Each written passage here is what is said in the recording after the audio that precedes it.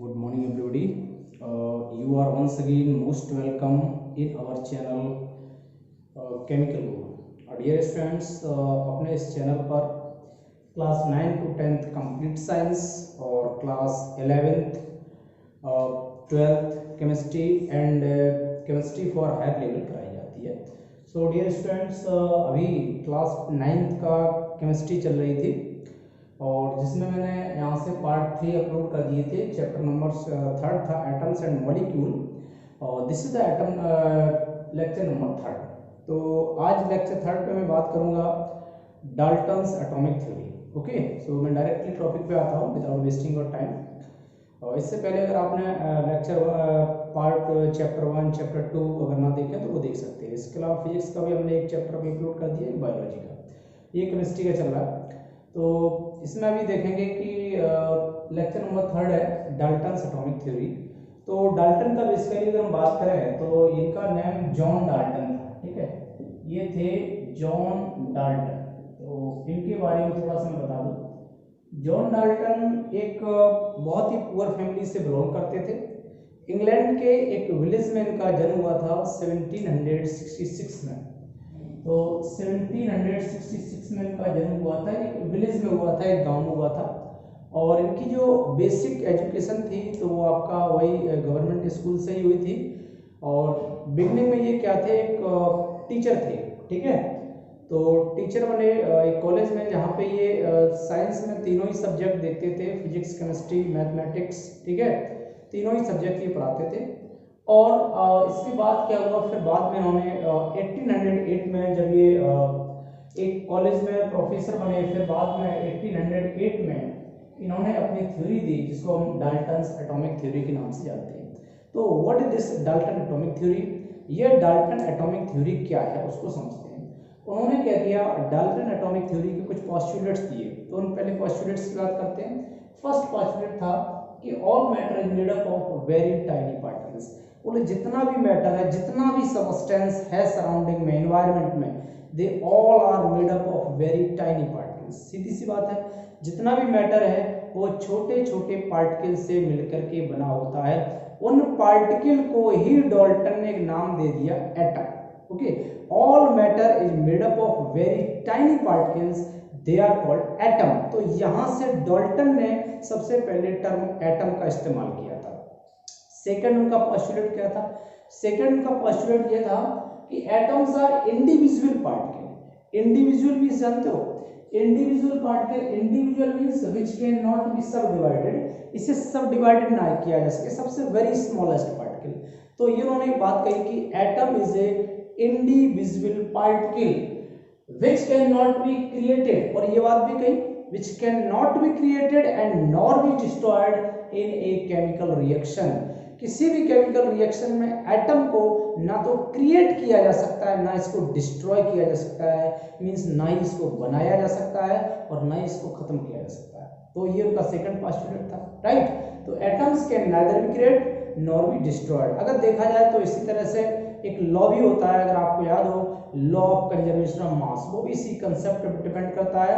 क्या होता है, mass can neither be created nor be destroyed in any chemical reaction.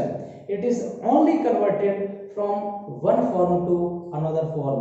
मास कभी नष्ट नहीं होता है, ना ही मास को प्रोड्यूस किया जा सकता है. वो एक फॉर्म से दूसरे फॉर्म में कन्वर्ट हो जाता है. जैसे सपोज दैट, एक मैं सिंपल सा एग्जांपल लेता हूँ. आप सोच रहे होंगे जैसे ये मार्कर मेरे पास है, राइट, और ये मार्कर है. अगर मैं क्या करूं कि इस मार्कर को बर्न कर दूं, जला दूं, तो क्या डिस्ट्रॉय हो गया? ये नष्ट हो गया? नहीं, ये डिस्ट्रॉय नहीं हुआ है. इसकी स्टेट चेंज हो गई, ये कार्बन में कन्वर्ट हो गया. इससे जब बर्न करेंगे तो कार्बन डाइऑक्साइड गैस निकलेगी, तो ये बर्न होकर के कार्बन डाइऑक्साइड में चेंज हो गया. ये ट्रांसफॉर्म हो गया, एक स्टेट से दूसरे स्टेट में चला गया. वो फिनिश नहीं हुआ, डिस्ट्रॉय नहीं हुआ. इसी तरह से जैसे हम बात करते हैं वाटर है. वाटर आपका कैसा लिक्विड स्टेट में है. अगर हम उसको हीट कर दें, धीमे धीमे धीमे धीमे देखेंगे तो कुछ समय बाद उसमें आपका जो भी पॉट लेंगे तो उसमें वाटर बचेगा? नहीं बचेगा. वाटर नहीं बचेगा, इट मींस क्या हुआ? आप सोचेंगे वाटर खत्म हो गया, डिस्ट्रॉय हो गया. नहीं, वाटर डिस्ट्रॉय नहीं हुआ, water transform, it converted into the gaseous state. तो वही बात डाल्टन ने कही थी कि atoms can neither be created nor be destroyed in any chemical reaction. They are only converted from one form to another form. Second उन्होंने कहा कि atoms of given element are identical, और बोले एक किसी एलिमेंट के जितने भी एटम्स हैं वो सभी आइडेंटिकल होंगे। आइडेंटिकल मीन समझ रहे, आइडेंटिकल मीन सेम होते हैं, identical in mass and chemical properties, उनका मास भी सेम होगा, केमिकल प्रॉपर्टीज भी सेम होंगी किसी भी एटम के लिए, ठीक है। पर्टिकुलर अगर कोई आपका एलिमेंट है तो उस एलिमेंट के जितने भी एटम्स होंगे उनका मास और उनकी जो केमिकल प्रॉपर्टीज हैं दे आर द सेम, ये बात उन्होंने बताई थी। तो ठीक है, इसके बाद देखो हम बात करते हैं नेक्स्ट। ओके, तो हाँ फिर अब मैं इसको देखो वेरीफाई कर देता हूँ। कैसे देखना, जैसे मैं कहूँ यहाँ से H2 हमने लिया, H2 एक एलिमेंट है, H2 एलिमेंट 2 एटम से मिलकर के बना है, राइट। कौन कौन से एटम है, H प्लस H इन 2 एटम से बना हुआ आपका H2 एलिमेंट। तो उन्होंने ये कहा था कि अगर कोई एलिमेंट जितने भी एटम से मिलकर के बना हुआ है, all atoms are identical in mass and the chemical properties. तो देखो अगर इस हाइड्रोजन क्या इन दोनों की प्रॉपर्टीज अलग अलग है, नहीं, no, both have the same physical and the chemical properties, both have the same properties। तो ये बात उन्होंने डाल्टन ने बताई थी, अपने एक्सपेरिमेंट के द्वारा प्रूव किया था। नेक्स्ट उनका क्या था, पोस्टुलेट था कि atoms of different element have different mass and chemical properties. Different अगर एलिमेंट है तो डिफरेंट एलिमेंट के एटम्स के मासेस डिफरेंट होंगे, उनकी केमिकल प्रॉपर्टी डिफरेंट होगी। अगर इसमें कहा था सेम प्रॉपर्टी, इसका मास कितना होता है 1, इसका मास 1 होता है। अगर मैं चलो एक तो मैंने इसको ले लिया, दूसरा सपोज दैट अगर मैं यहाँ से ले लेता हूँ O2 ऑक्सीजन ले लिया, ऑक्सीजन कैसे बना O प्लस O, तो यहाँ से बना O2, राइट। अब उन्होंने कहा है कि एटम्स, जो ध्यान से देखना, atoms of different element, different element के एटम्स का मास डिफरेंट होता है, उनकी केमिकल प्रॉपर्टी डिफरेंट होती है। जैसे एक मैंने एटम ले लिया ऑक्सीजन, दूसरा एटम ले लो हाइड्रोजन, तो आप क्या लग रहा है, तो यही बात उन्होंने कही कि इसकी प्रॉपर्टी और इसकी प्रॉपर्टी कैसी होगी, डिफरेंट होगी। Atoms of different element have different mass, इनके मास भी डिफरेंट होंगे, बिकॉज इस यहां पर देखेंगे इसका मास कितना होता है 16, इसका मास भी 16, और एटॉमिक मास यूनिट होती है U, ठीक है, U में मेजर करते हैं इसको, मास को U में मेजर करते हैं। तो अब देखेंगे इसका मास कितना है 16U, इसका मास 16U। यही बात डाल्टन ने कही। डाल्टन ने बताया कि जो एटॉमिक मास है डिफरेंट एलिमेंट के एटॉमिक मास कैसे डिफरेंट होते हैं, राइट, और सेम एलिमेंट के एटॉमिक मास सेम होते हैं। साथ ही साथ उनकी जो केमिकल प्रॉपर्टीज हैं, फिजिकल प्रॉपर्टीज हैं, वो भी आपकी सेम एलिमेंट में सेम होती हैं, डिफरेंट एलिमेंट में डिफरेंट होती हैं। ये अपने डिफरेंट एटम्स के लिए अगर मैं केमिकल प्रॉपर्टीज की बात करूं तो हाइड्रोजन की प्रॉपर्टीज अलग होंगी और ऑक्सीजन की प्रॉपर्टीज अलग होंगी। Both the atoms have different properties because they are of different elements.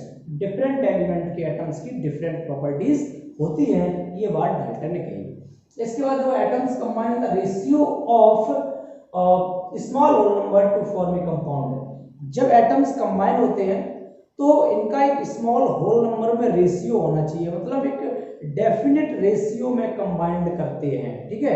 Atom जब कंबाइन करते हैं तो ऐसा नहीं है कितने भी एटम किसी के साथ भी कंबाइन करेंगे, नहीं, हर जब एलिमेंट्स के द्वारा कंपाउंड बनता है तो वो एक डेफिनेट रेशियो में कंबाइन करेंगे, एक होल नंबर रेशियो में, ठीक है।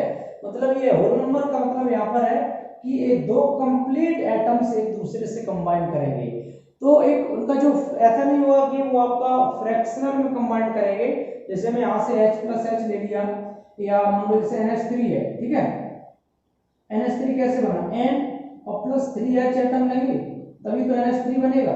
तो यहाँ पर ये क्या लिया, 3 एक होल नंबर, ये हमने 1 एटम लिया, 1 भी एक होल नंबर है। वही बात उन्होंने कही, जब एटम्स से मॉलिक्यूल बनाते हैं तो atoms combined in the small whole number, तो ये आप होल नंबर में ही एटम कंबाइन होंगे। ऐसा नहीं है कि आप फ्रैक्शन में कंबाइन करें कि आधा एटम कंबाइन करें या 1/4 एटम कंबाइन कर दिया, 0.5 एटम कंबाइन कर दिया, नहीं, कंप्लीट एटम होल नंबर में कंबाइन करेंगे, तब उसके बाद वो मॉलिक्यूल को फॉर्म करेंगे या कंपाउंड बनाएंगे। लास्ट पोस्टुलेट क्या था, the relative number and the kinds of atoms are constant. ये बहुत इंपॉर्टेंट था। Relative number and kinds of atoms, kinds of atoms are constant in given compound. कहने का मतलब है किसी कंपाउंड में उनका जो रिलेटिव नंबर होता है वो कांस्टेंट होता है। किसी कंपाउंड में एटम्स का जो रिलेटिव नंबर है वो कैसा होता है, कांस्टेंट होता है। अगर मैं बात करूं जैसे H2 एक कंपाउंड है, CO2 एक कंपाउंड है, अमोनिया एक कंपाउंड है। Okay, so we have lot of compounds. Suppose that अगर हम H2 की बात करें तो यहाँ से देखो H2 प्लस O2 कंबाइन होकर के यहाँ से बनाया 2H2O, बैलेंस कर दो तो ये H2O ले लो।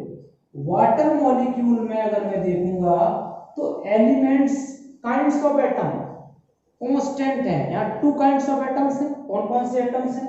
एक आपका हाइड्रोजन है, एक ऑक्सीजन है। Hydrogen and oxygen. तो बोले किसी कंपाउंड को फॉर्म करने के लिए, किसी कंपाउंड को बनाने के लिए एटम्स कांस्टेंट होंगे। कभी भी अगर वो वाटर की बात आएगी ना तो वाटर ऑलवेज किससे बनता है? हाइड्रोजन और ऑक्सीजन से ही मिलकर के बनेगा। आपने ये कभी नहीं सुना होगा कि वाटर बनाने के लिए हाइड्रोजन प्लस कार्बन मिला दिया या हाइड्रोजन प्लस नाइट्रोजन मिला दिया, नहीं। जो भी एटम्स हैं they are must be constant. किसी कंपाउंड को बनाने के लिए एटम्स जो लेंगे वो कांस्टेंट लेंगे और कांस्टेंट के साथ साथ उनका जो रिलेटिव नंबर है ना, रिलेटिव नंबर भी उनका कैसा होगा? फिक्स होगा। रिलेटिव नंबर मींस उसका एटम का जो नंबर है वो किसी कंपाउंड में कैसा होगा? फिक्स होगा। अगर हम बात करें कि जैसे अगर वाटर मॉलिक्यूल कभी बनता है तो इसमें एटम का नंबर फिक्स होता है। 2 हाइड्रोजन एटम लिया तो आपका 1 ऑक्सीजन एटम लेना पड़ेगा। इट मींस देखा जाए इनके एटम का जो रेशियो है वो भी आपका ऑलवेज फिक्स होता है। अगर 2 हाइड्रोजन एटम है तो आपने 1 ऑक्सीजन एटम के साथ रिएक्ट करेंगे। अगर मैं मान लो 4 हाइड्रोजन एटम ले लूं तो कितने ऑक्सीजन एटम के साथ? 2 ऑक्सीजन एटम के साथ कंबाइन करेंगे। इस तरह से this is all over about the Dalton's atomic theory. फिर भी अगर किसी पॉइंट में आपको डाउट लगे तो आप कमेंट बॉक्स में लिख सकते हैं, बट आई होप दैट कि आपको क्लियर हो गया होगा। ठीक है, तो इसका स्क्रीनशॉट पहले ले लीजिए आप, ताकि डायरेक्टली आपको प्रॉब्लम ना हो। एक बार स्क्रीनशॉट ले लीजिए इसका। ठीक है, ओके। तो इसके बाद देखो अब मैं बात कर लेता हूँ। ये तो था डाल्टन एटॉमिक थ्योरी।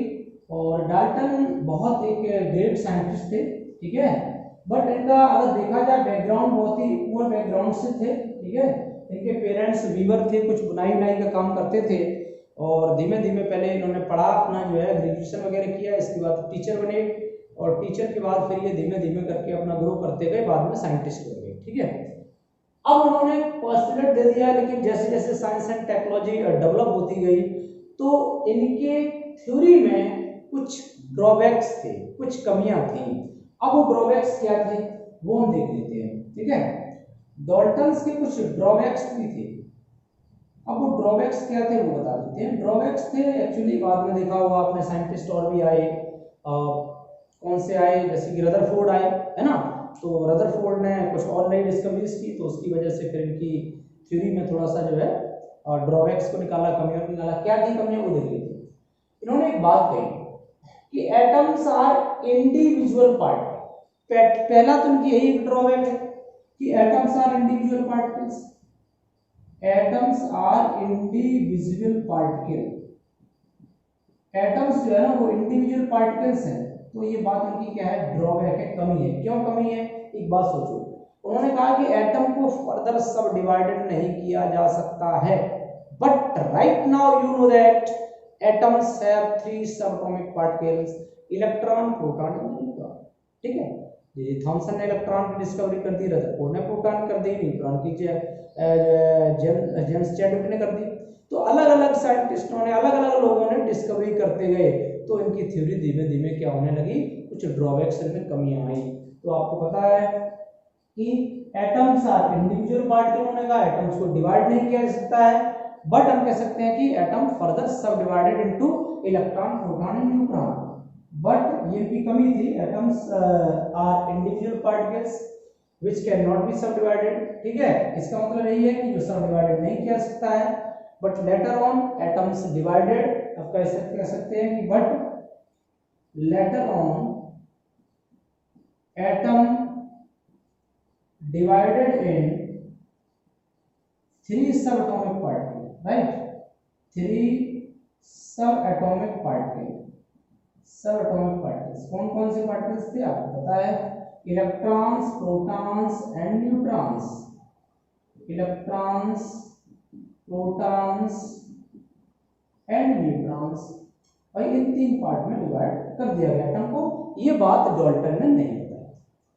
सेकंड इनकी एक और कमी थी, बोले क्या कमी थी, इन्होंने एक बात कही कि atoms of given element are identical. किसी भी एलिमेंट के जो एटम्स होते हैं वो आइडेंटिकल होते हैं, लेकिन ऐसा नहीं था। क्यों?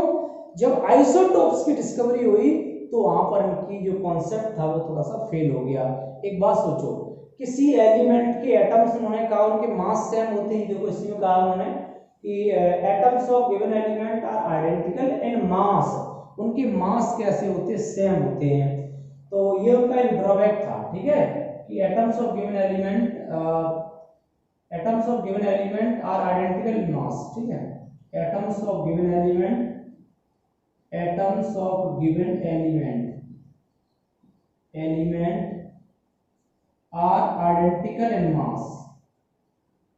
identical in mass। किसी भी एलिमेंट के एटम्स कैसे होते हैं, मास उनके सेम होते हैं, लेकिन एक्चुअल में ऐसा नहीं था, कह सकते हैं। बट लेटर ऑन बाद में क्या पता चला, ये पता चला कि atoms of same element have different mass. Atoms of it is discovered that atoms of same element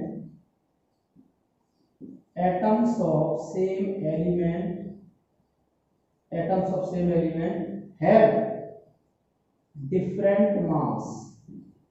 atoms of same element have different mass, ऐसा बाद में डिस्कवर किया गया। एक एग्जांपल देता हूं, atoms of same element have different mass.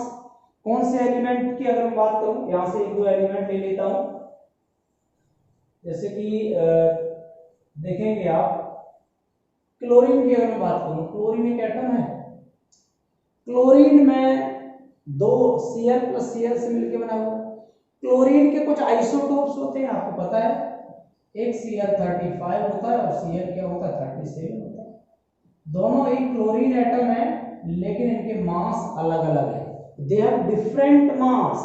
तो example में जैसे लिख सकते हैं यहां पर, फॉर एग्जांपल में Cl35 और Cl37, Cl35, ये क्लोरीन के 2 एटम है, इनके मास कैसे हैं, डिफरेंट मास है। उन्होंने कहा था कैसे होंगे, सेम मास होंगे, ठीक है। तो इसके अलावा एक चीज और है कि different elements have different mass, ये बात भी उन्होंने कही थी थर्ड में, कि different elements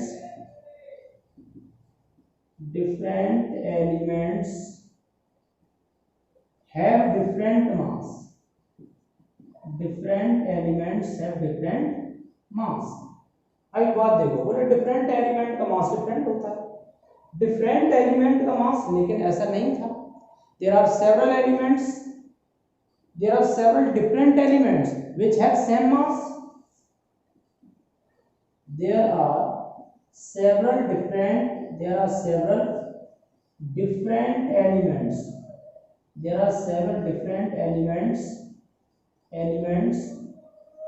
which have same mass। बाद में क्या हो, बहुत सारे एलिमेंट थे, इनकी मास कैसे थे, सेम थे। तो जैसे कि एग्जांपल मैं आपसे बताता हूं, आर्गन और ले लो कैल्शियम। आर्गन का मास कितना होता है, आर्गन का एटॉमिक नंबर होता है 18, इसका मास होता है 40। कैल्शियम का एटॉमिक नंबर होता है 20 और इसका मास होता है 40।